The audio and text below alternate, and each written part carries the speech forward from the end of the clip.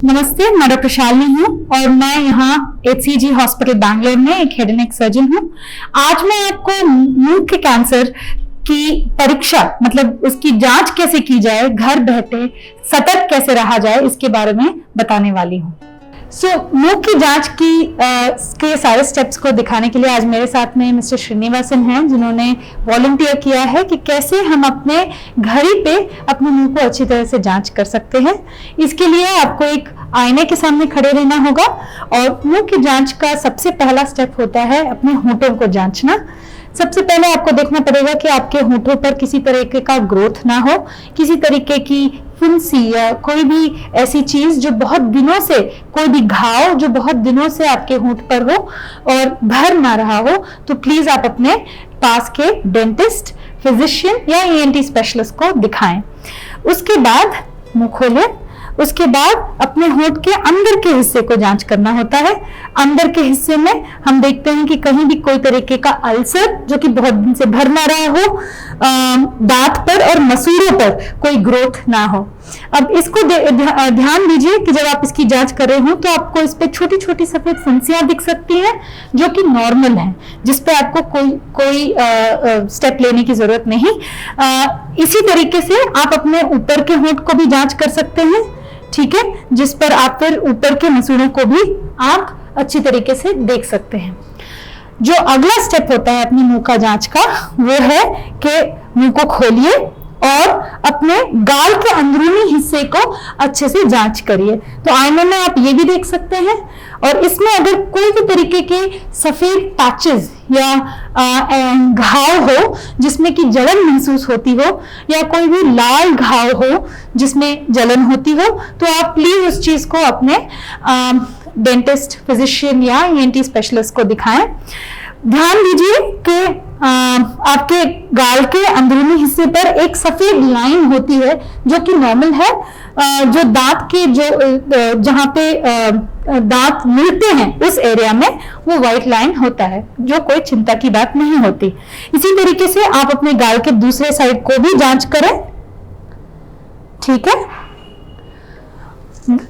जो अगला चीज आपको करना चाहिए वो है कि मुंह खोलिए, जीभ की जांच करिए।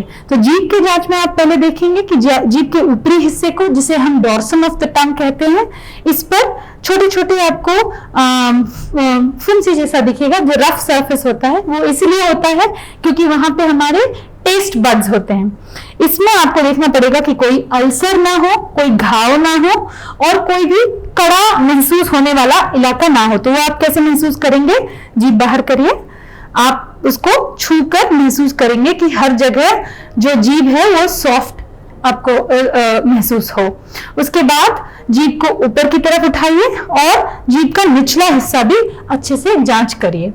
जो अगला स्टेप आपका होगा मुंह के जांच में वो है तालू का जांच। करिए, कर अपने सर को हल्का सा ऊपर की तरफ टिल्ट करिए और उसके बाद एक आईने को अपने इस तरफ रखकर उसमें आप देख सकते हैं अपने तालू का भाग, है ना। तो अगर उसमें कोई भी घाव हो या कोई भी ग्रोथ हो या स्वेलिंग हो तो वो प्लीज आप अपने डॉक्टर को बताएं।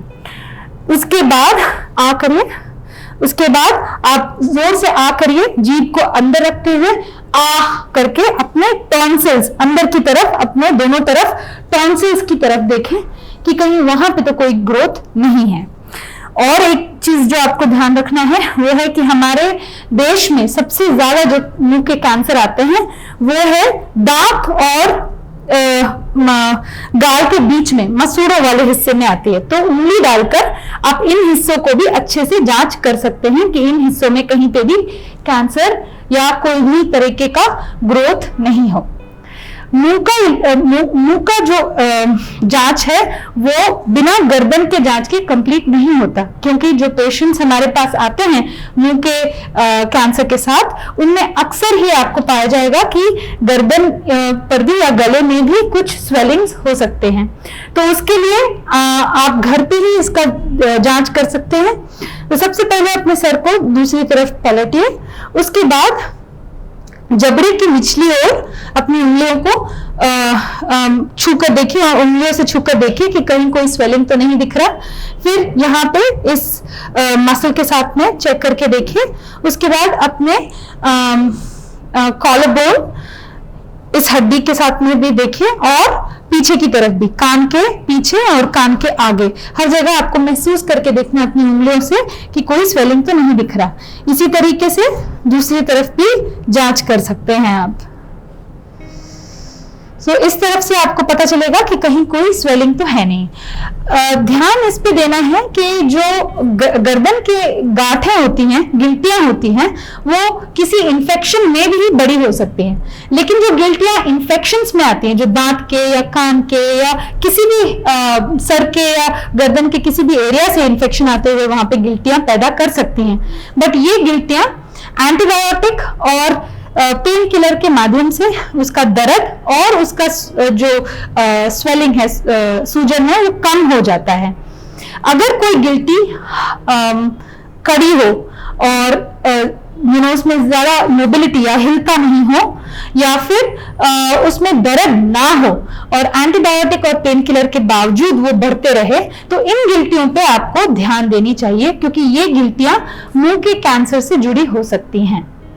हमारे देश में मुंह का कैंसर बहुत मात्रा में पाया जाता है, और वो इसलिए क्योंकि हमारे देश में तंबाकू जैसे खैनी, गुटखा इत्यादि काफी ज्यादा मात्रा में यूज किया जाता है। तो सबसे पहले मुंह के कैंसर को रोकने के लिए इन चीजों